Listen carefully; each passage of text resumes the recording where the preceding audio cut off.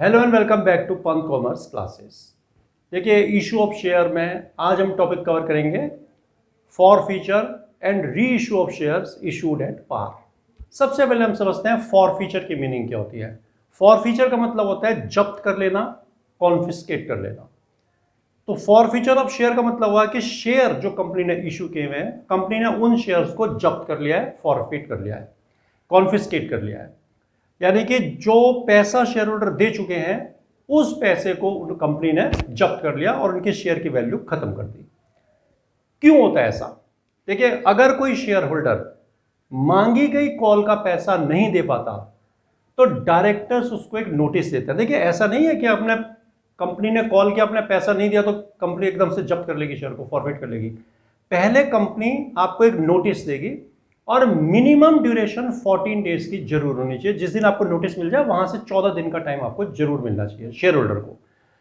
तो उन 14 दिन के अंदर आपको पेमेंट करना होता है। उसमें कहा जाएगा कि आपका अमाउंट अनपेड है कॉल का या अलॉटमेंट का, तो आप उसको इस एक सर्टेन डेट देंगे कि इस डेट तक आप उसको पेमेंट कर दो। वो डेट 14 दिन से पहले नहीं पड़नी चाहिए। तो एक डेट आपको दी जाएगी कि इस डेट तक आप इस अनपेड अमाउंट को पे कर दें।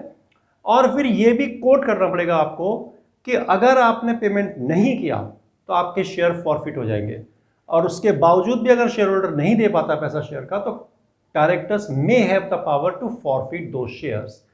तो फिर जब कंपनी शेयर फॉरफिट करते हैं तो क्या एंट्रीज करती है? तो देखिए, पहले हम करेंगे forfeiture of share issued at par, जो पार पर इशू है, यानी कि कोई प्रीमियम नहीं है। तो फॉरफिट करने के लिए क्या एंट्री होगी कि उन शेयर के का जो पैसा शेयर कैपिटल में जा चुका है आपको उसको कैंसिल करना पड़ेगा। तो कैपिटल में जब पैसा जाता है तो कैपिटल क्रेडिट होती है, तो अब आप उसको कैंसिल करेंगे तो आपको डेबिट करना पड़ेगा। तो पहली जो एंट्री बनेगी वो बनेगी for forfeiture of shares, shares की फॉरफीचर की एंट्री। तो क्या करेंगे हम? शेयर कैपिटल अकाउंट डेबिट, ठीक है। उसके बाद to calls in arrears account और टू शेयर फॉरफिटेड अकाउंट। ये पहली एंट्री होती है। देखिए, हमने लिखा कॉल्स इन एरियर, यानी कि जो कॉल एरियर में है। अगर आपने कॉल्स इन एरियर अकाउंट खोला हुआ है तो आप जहां जहां पर अनपेड अमाउंट है उनको सबको ऐड कर लें और यहां लिख दें। अगर आपने कॉल्स इन एरियर अकाउंट नहीं खोला, डायरेक्ट डिडक्ट करके लिखा हुआ है, तो उन कॉल्स का आपको नाम लिखना पड़ेगा। मान लीजिए अलॉटमेंट पर नहीं दे पाए, फर्स्ट कॉल पर नहीं दे पाए, फिर कंपनी ने शेयर फॉरवर्ड कर लिया, तो आपको लिखना पड़ेगा to share allotment, to share first call और फिर टू शेयर फॉरवर्ड। और अगर आपने calls in arrear account open किया हुआ है तो उन अनपेड अमाउंट को आप ऐड करके यहां पर लिख दें। तो देखिए, क्या क्या अमाउंट कैसे इसमें निकाला जाएगा। तो देखिए, सबसे पहले number of shares forfeited into the amount called. जितने शेयर फॉरफिट करने हैं उनको मल्टीप्लाई कर दें number into the amount called, यानी जितना पैसा आप कॉल कर चुके हैं उससे। तो देखिए, कॉल करा हुआ अमाउंट कैसे पता चलता है, मैं आपको बताता हूं। मान लीजिए कि आपने एप्लीकेशन, अलॉटमेंट, फर्स्ट कॉल इस तरह से है और फाइनल कॉल। तो 2 3 सपोज ये पेमेंट स्कीम में कंपनी की ₹2 अलॉटमेंट पर, 2 रुपए एप्लीकेशन पर, 3 अलॉटमेंट, 2 फर्स्ट कॉल, 3 रुपए फाइनल कॉल पर लेना है। अब यहां फॉरफिट कर रहे हैं तो कॉल्ड अमाउंट क्या होगा? जिस कॉल पर आप फॉरफिट कर रहे हैं वहां से ऊपर को गिनिए आप। अब यहां कर रहे हैं ना, तो 2 और 3 5, 5 और 2 7, तो 7 से आप मल्टीप्लाई करते हैं जितने शेयर आपने फॉरफिट करना है उनको, तो आपका कॉल्ड अमाउंट पता चल जाएगा कितना है। तो जितने शेयर फॉरफिट किए उनको कॉल्ड अमाउंट से मल्टीप्लाई करें तो आपका कैपिटल में कितना पैसा आना है वो मालूम पड़ जाएगा। कॉल सिनियर क्या होता है? अनपेड अमाउंट, जितना पैसा आप शेयर होल्डर ने कंपनी को पेमेंट नहीं किया है, तो वो आपने जगह जगह लिखा हुआ होगा कॉल सिनियर, उनको ऐड कर लें। और ये होता है अमाउंट पेड, जो शेयर होल्डर पैसा पे कर चुका है। तो इसको आप इसमें से डिडक्ट करके निकाल लें। और फिर आप वैसे भी देख सकते हैं, मान लीजिए 2000 शेयर है शेयर होल्डर के पास और उसने ये दोनों कॉल नहीं दिया, तो एप्लीकेशन दिया तो इंटू 2 कर दो, 4000 आ जाएगा, तो वो आपका निकल करके आ जाएगा। तो ये पहली एंट्री बनेगी आपकी, share capital account debit to call senior account to share forfeited account. इस तरह से आप इसको निकालेंगे। अब जब आप फॉरफिटेड शेयर को री इशू करेंगे तब क्या एंट्री होगी? देखिए, री issue of forfeited shares. Sorry, देखिए जब शेयर कैपिटल को रीइश्यू करेंगे तो आप जो पैसा उस पर लेंगे उसे आप कर देंगे बैंक अकाउंट डेबिट। अब जो नॉर्मली होता है मैं वो बताने जा रहा हूं आपको, लेकिन जरूरी नहीं है कि वैसा होगा।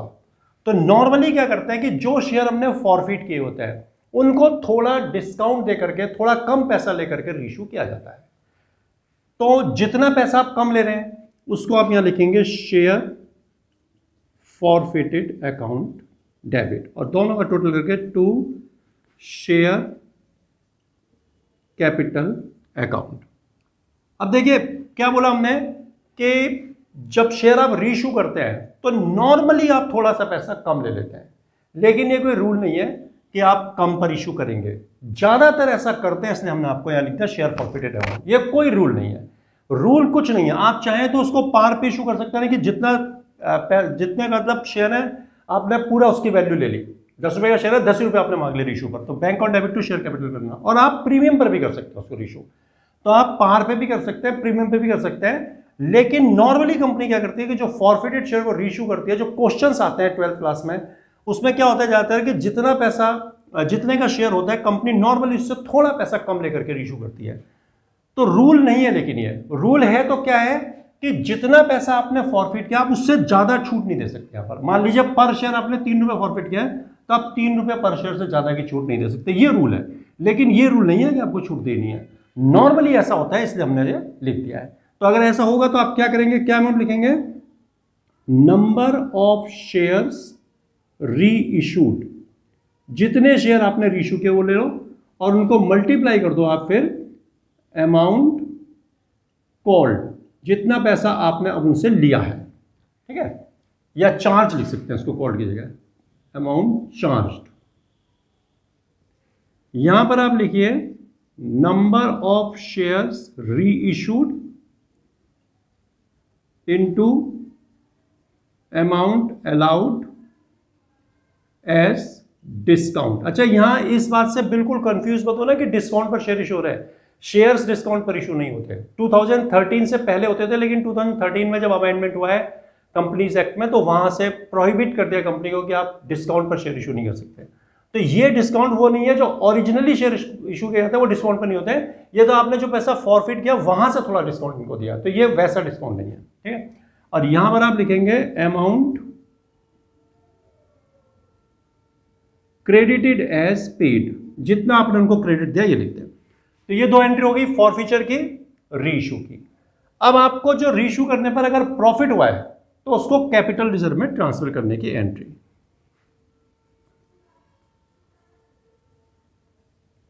For transfer of profit on reissue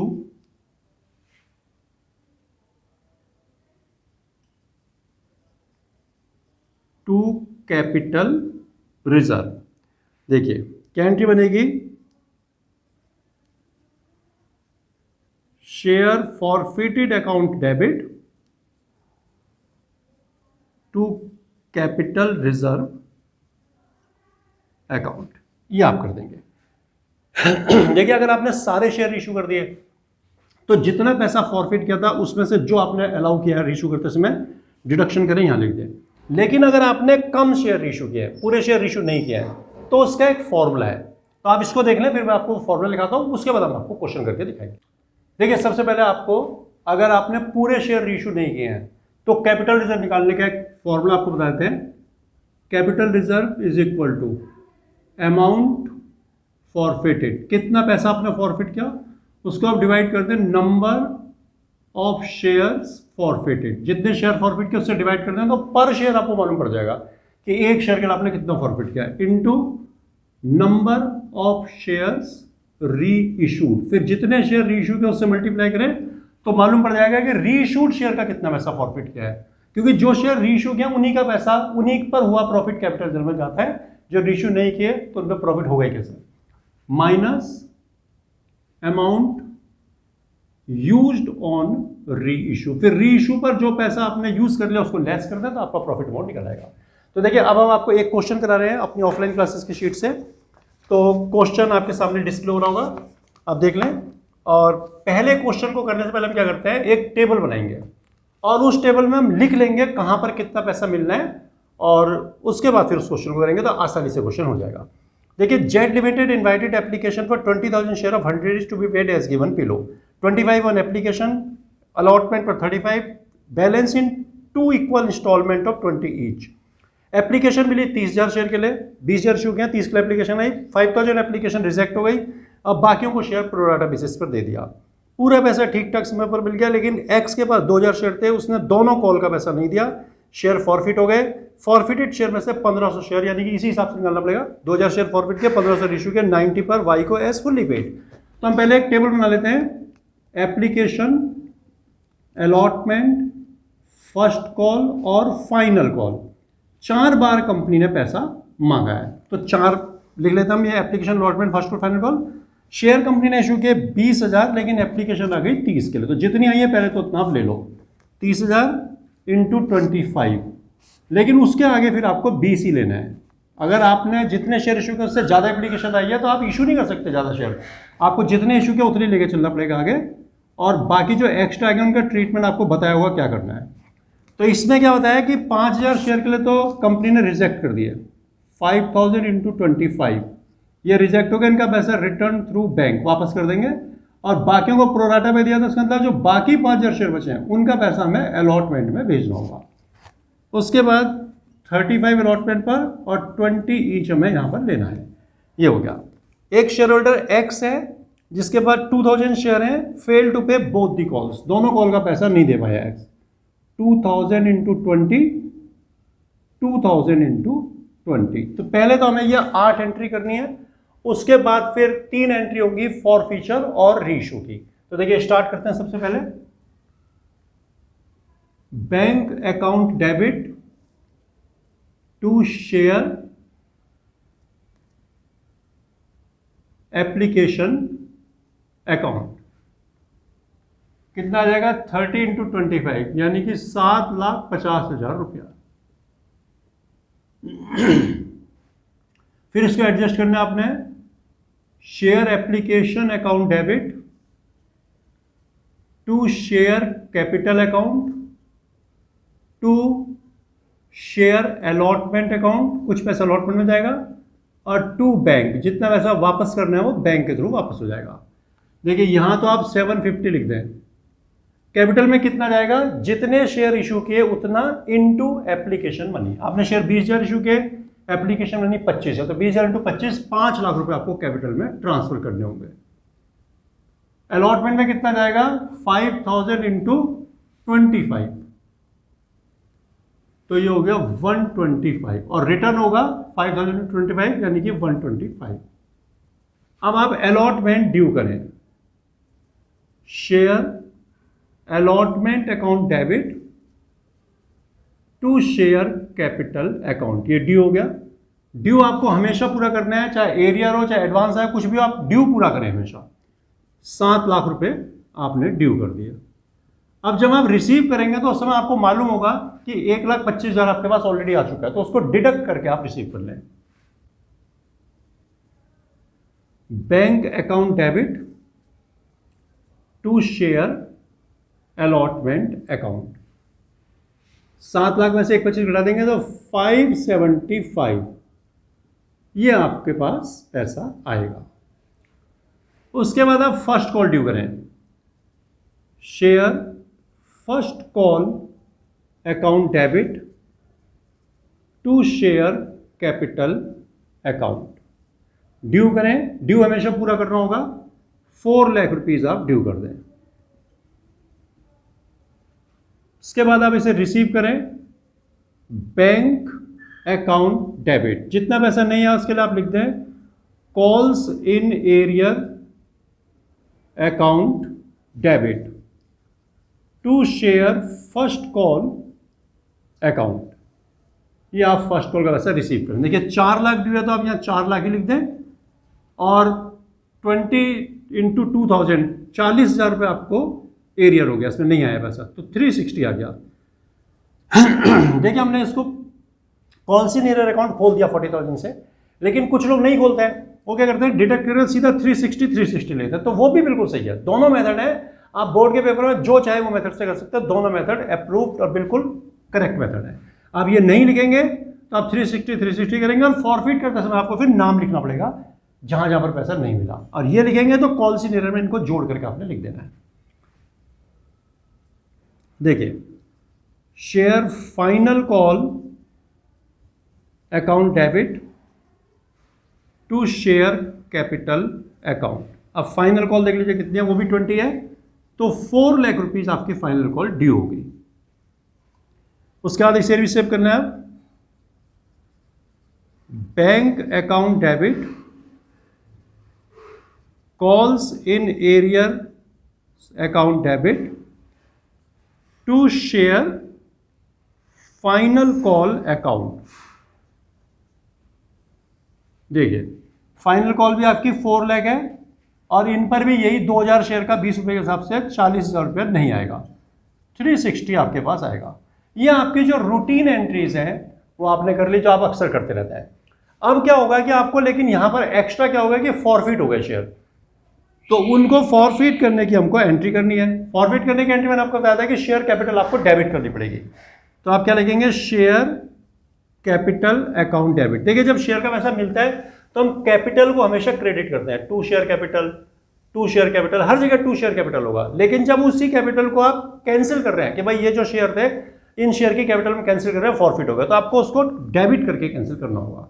share capital account debit to, हमने कॉल्स इन एरियर ओपन किया, to calls in arrear account to share forfeited account. Exam में आप ये पूरा लिखना, फॉरफिट शॉर्ट मत करना। तो देखिए कैसे निकालेंगे, आपको तरीका बताया था, नंबर ऑफ शेयर फॉरफिटेड, तो नंबर ऑफ शेयर फॉरफिटेड है 2000 इनटू द अमाउंट कॉल्ड। उसके लिए हमने बोला है कि जहां पर फॉरफिट कर रहे हैं वहां से ऊपर गिनिए। आप फाइनल कॉल की बात कर रहे हैं तो यहां से गिनेंगे तो पूरे ही पैसे मांग लिया आपने 100 रुपए, तो 2 लाख रुपया आप शेयर कैपिटल में डेबिट कर दें। कॉल सी एरियर कितना हुआ, 40 80,000 रुपया एरियर हो गया, और इसमें से लेस करेंगे तो 1,20,000 फॉरफिट हो गया। आप चेक करना चाहते हैं तो आपने 2000 शेयर फॉरफिट के, जो पैसा शेयर होल्डर दे चुका होता है वही आप फॉरफिट कर सकते हैं। तो ये 25 और 35 60 रुपए दे चुका है, तो मल्टीप्लाई करेंगे तो आपका 1,20,000 निकल करके आ जाएगा। तो यहां तक क्वेश्चन हो गया। अब इसको रीइश्यू करना है, तो आप इतना देख लें, अभी जगह नहीं है तो हम रीइश्यू के लिस्ट में दोबारा से आपको बताते हैं रीइश्यू और कैपिटल रिजल्ट कैसे निकलेगा। देखिए, अब जितने शेयर रीइश्यू किए हैं उनकी एंट्री कर लेते हैं। क्या एंट्री बनेगी, जो शेयर आपने 2000 शेयर हमने फॉरफिट किए उसमें से 1500 शेयर इशू कर रहे हैं और 90 पर एक, तो आप लिखिए यहां पर बैंक अकाउंट डेबिट। आप 100 का शेयर है 90 पर इशू कर रहे हैं, तो 10 रुपए आपने कम लिए, तो 10 रुपए आपको फॉरफीचर से लाने पड़ेंगे। Share forfeited account debit to share capital account. देखिए, शेयर इशू किए 1500, 90 पर शेयर हमने ले लिया, तो 1 2 3 जीरो में 15 9 जो 135, 1,35,000 रुपये पर शेयर हमने 10 रुपये कम लिए हैं, तो 15,000 रुपये फॉरफीचर से निकालने पड़ेंगे। टोटल 1,50,000 कैपिटल में वापस क्रेडिट हो जाएगा जो शेयर रीइश्यू हो गए। उसके बाद अब देखिए, ये 10th एंट्री थी, अब 11th entry, share forfeited account debit to capital reserve. अब देखिए, जितने शेयर री इशू किए हैं प्रॉफिट तो उन्हीं पर होगा। क्या होता है, transfer of profit on share री इशू। जो शेयर री इशू करते हैं उन पर जो प्रॉफिट हुआ, तो जो शेयर री इशू किया उनके ऊपर जो प्रॉफिट हुआ उसको करना है आपने। और यहां पर आपने 2000 शेयर री इशू किए थे, उसमें से 2000 शेयर आपने फॉरफिट किए थे, 1500 री इशू किए हैं, तो आपके पास जो टोटल अमाउंट फॉरफिटेड है 1,20,000 रुपया, वो 2000 शेयर का है। तो आप पहले पता करिए कि 1500 शेयर का कितना है। तो देखिए, फॉर्मूला सामने लिखा हुआ है, क्या आएगा इसमें, अमाउंट फॉरफिटेड आपको 1,20,000 पता ही है, अभी जो करा था ये 2000 शेयर के लिए था, तो 2000 से डिवाइड करेंगे पर शेयर आ जाएगा आपके पास। 1500 शेयर आपने रीइशू किया, 1500 का पता चल गया। रीइशू पर आपने खर्चा कितना कर दिया, 15,000 रुपये आपने खर्च कर दिए, तो 3 जीरो कैंसिल, 60 और 0 0 0 15 6 90, 90,000 रुपया इन 1500 शेयर का हमारे पास है। इसमें से 15,000 हमने खर्च कर दिए तो ₹75,000 हमें इन शेयर को रीइश्यू करने पर प्रॉफिट हो गया। इसको आप यहाँ ट्रांसफर कर दें, ये आपका क्वेश्चन कंप्लीट। तो देखिए ये क्वेश्चन हमने कंप्लीट कर लिया है।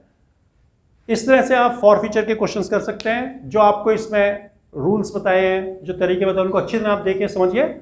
और नेक्स्ट वीडियो में हम आपको बताएंगे कि जो शेयर प्रीमियम पर रीइश्यू होते हैं उनको फॉरफिट करते समय क्या ध्यान रखना चाहिए, कैसे एंट्रीज उसकी होती है। पढ़ाई अगर आपको ठीक लगता है तो आप चैनल को लाइक और सब्सक्राइब जरूर करते हैं।